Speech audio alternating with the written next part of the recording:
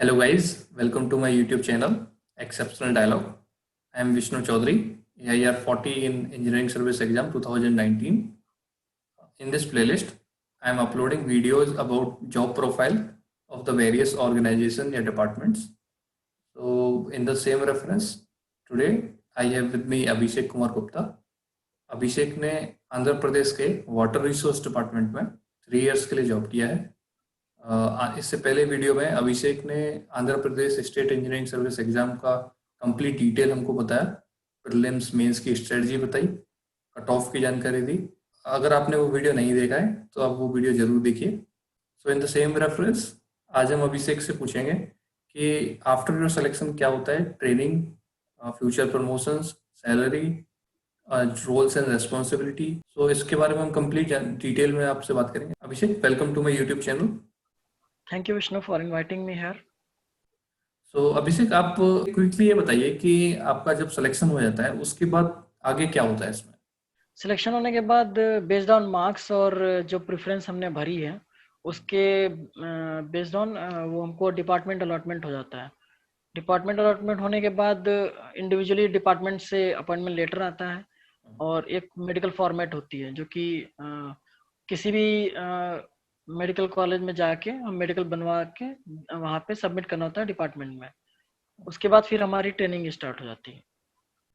सो अभिषेक, ये बताइए कि आपको जो डिपार्टमेंट मिला था वो कौन सा था, और ये आपकी पहली प्रेफरेंस थी, क्या था आपका? नहीं, मुझे वाटर रिसोर्स डिपार्टमेंट मिला था और यही मेरी पहली प्रेफरेंस थी। Okay, so now will talk about training. Abhishek, training के बारे में कंप्लीट डिटेल दीजिए। ट्रेनिंग किस तरीके की होती है, कितने दिन की होती है और उसमें क्या क्या आपको सीखने मिलता है?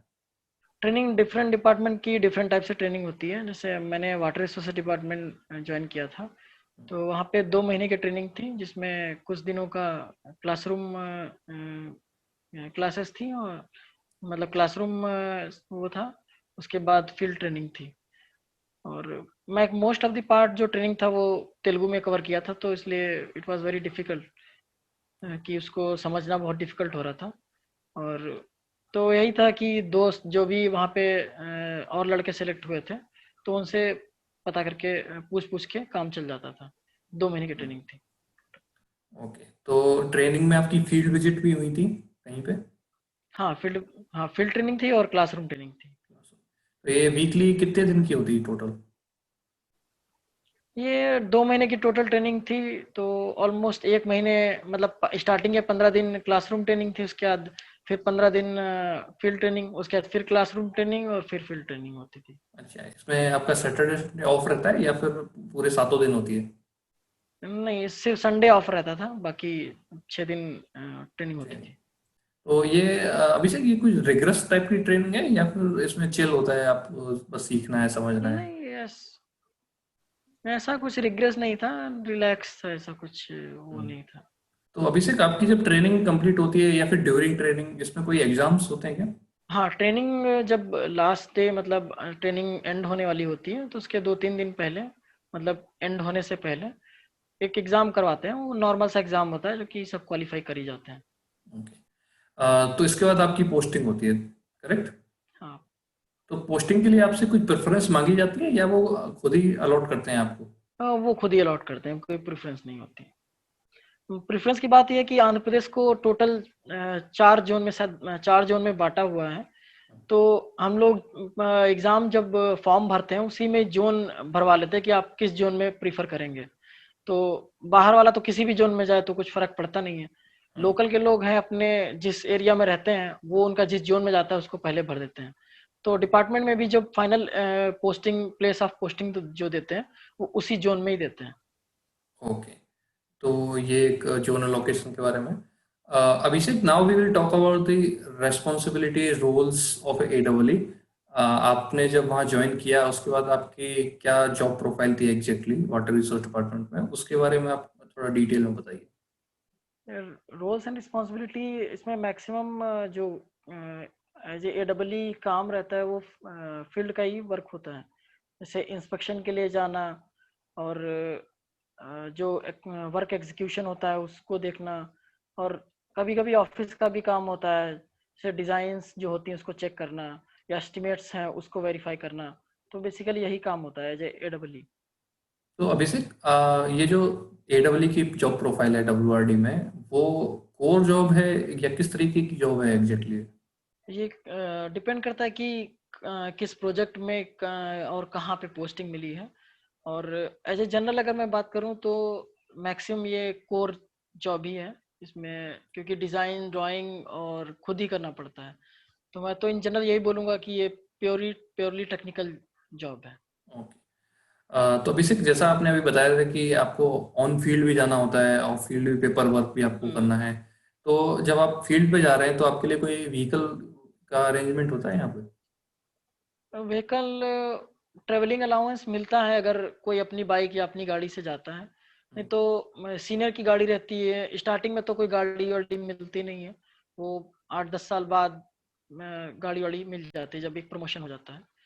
तो स्टार्टिंग में सीनियर की गाड़ी लोग यूज करके जाते हैं मैक्सिमम। ओके।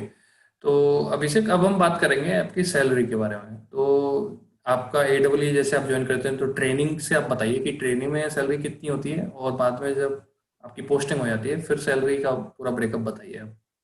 ट्रेनिंग में सैलरी क्योंकि ये NPS वगैरह कोई डिडक्शन तो होते नहीं है ट्रेनिंग में, और HRA नहीं मिलता, तो मेरी सैलरी ट्रेनिंग में अराउंड 48,000 इन हैंड सैलरी मेरी अकाउंट में आई थी। हम्म, और तब चूंकि यहाँ पे रिवीजन कमीशन नहीं लगा था।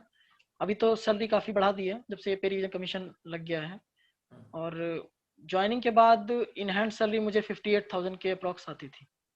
अभी फिर ये बढ़ने वाली सैलरी है, लेकिन तब तक तो मैंने रिजाइन कर दिया है। ओके। तो जो आपकी सैलरी थी ये इंक्लूडिंग HR है या एक्सक्लूडिंग HR है? ये HRA इंक्लूडिंग है इसमें। अकोमोडेशन के लिए अभिषेक वहाँ पे कोई क्वार्टर मिलता है आपको, या फिर आपको खुद का अपना अरेंजमेंट करना होता है? क्वार्टर्स वगैरह तो बने हुए हैं, लेकिन वो बहुत ही बेकार कंडीशन में है, तो कोई प्रीफर करता नहीं है उसमें लेने के लिए। तो HRA जो आता है वही लोग अपना ही ले लेते हैं पर्सनल रहने के लिए। अच्छा अभिषेक, इसके अलावा और कोई फैसिलिटी मिलती है AEE को वहाँ पे? हाँ, मोबाइल का जो चार्ज है वो मिल जाता है। और ये एक हेल्थ कार्ड बन जाता है जिससे कि माँ बाप और खुद की फैमिली इंक्लूड रहती है, कि अगर कोई मिस हैपनिंग होती है तो उसका रिफंड हो जाता है किसी भी हॉस्पिटल में करवाने से विद इन आंध्र प्रदेश। तो आपको मेडिकल फैसिलिटी और मोबाइल का जो रिइम्बर्समेंट है वो आपको थोड़ा मिल हाँ। रहा है वहाँ पे। तो Abhishek, now will talk about the promotions. तो AEE के प्रमोशंस कैसे हैं, कितने स्मूथ हैं, उसके बारे में डिटेल में बताइए। AEE का पहला प्रमोशन एज ए DEE होता है, डिप्यूटी एग्जीक्यूटिव इंजीनियर, जो कि अराउंड 6 to 7 years लग जाते हैं नॉर्मली। उसके बाद नेक्स्ट प्रमोशन होता है 6 to 7 years, वो बनता है XCN एग्जीक्यूटिव इंजीनियर। और सेम 7 to 8 years उसके बाद सुपरिंटेंडिंग इंजीनियर, फिर चीफ इंजीनियर तक बन जाते हैं लोग। लेकिन तो सारे ये लोग चीफ इंजीनियर नहीं बन पाते हैं हर बैच में, क्योंकि वो फिर प्रमोशन थोड़ा लेट होने लगते हैं। तो अभिषेक, आप ये बताइए कि जब आप एज ए AEE ज्वाइन करते हैं या ड्यूरिंग ट्रेनिंग, आपको लैंग्वेज का कितना बैरियर होता है वहाँ? क्योंकि ज़्यादातर स्टूडेंट जो हैं वो हिंदी स्पीकिंग लोग होते हैं। अगर वो दूसरे स्टेट में जाके जो वहाँ ज्वाइन करते हैं तो लैंग्वेज की कितनी प्रॉब्लम होती है? लैंग्वेज बैरियर की बात ये है कि जैसे जब मैंने ज्वाइन किया ट्रेनिंग में, तो पूरी ट्रेनिंग ऑलमोस्ट तेलुगु में ही हुई थी। तो मुझे रेयरली कुछ समझ में आया था वहाँ पे। तो मैं क्या करता था, कलीग वगैरह जो थे उनसे पूछ पूछ के अपना थोड़ा बहुत सीख जाता था।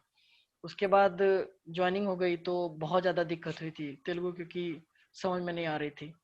हालांकि 3 साल का टाइम देते हैं कि आप तेलुगु टेस्ट क्लियर करो, वरना अगर 3 साल में क्लियर नहीं होता है तो जो इंक्रीमेंट है वो फ्रीज कर देते हैं।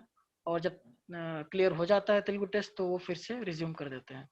लेकिन हाँ, अपने अगर वर्क को स्मूथ करना है तो फिर 3 साल से पहले सीखना ज़्यादा अच्छा रहता है। तो लैंग्वेज का ऐसा ऐसा नहीं है कि अगर आप नहीं सीख पा रहे हैं तो आपको निकाल देंगे, निकालते नहीं है। बजाय ऐसा करके आपको 3 साल तक का टाइम देते हैं। अगर आप उसमें लैंग्वेज का टेस्ट पास नहीं करते हैं तो आपके फ्यूचर सैलरी इंक्रीमेंट को आपको रोक दिया जाता है, correct? Exactly. So Abhishek, at last I would like to ask you, जो फ्यूचर एस्पिरेंट्स हैं उनको, यहाँ अगर उनका सिलेक्शन होता है आंध्र प्रदेश PSC में, तो उनको क्यों ज्वाइन करना चाहिए यहाँ पे? हिंदी वाले लोग तो तभी जाना चाहते हैं जब उनको एक जॉब की बहुत रिक्वायरमेंट होती है, और जो बेसिकली सबको होती ही है। तो लोग ज्वाइन करने के बाद अपना क्या होता है, तैयारी करते रहते हैं कि ये थोड़ी रिलैक्स जॉब है, इसमें बहुत ज़्यादा वर्क प्रेशर होता नहीं है। तो ज्वाइन करने के बाद लोग तैयारी करते रहते हैं, और ये भी है कि ये प्योरली टेक्निकल जॉब है, तो इसमें सीखने के लिए बहुत कुछ रहता है सिविल इंजीनियरिंग का कोर्स जो है। तो यही मेरे हिसाब से बहुत अच्छा है। अभिषेक, आई थिंक आपने काफ़ी अच्छी इन्फॉर्मेशन प्रोवाइड की है, सो ये फ्यूचर एस्पिरेंट को बेटर डिसीजन लेने में काफ़ी हेल्प करेगी। थैंक यू सो मच, आप यहाँ पे आए और आपने complete information the. Thank you for giving me the time. Thank you. Guys, thank you so much for watching this video.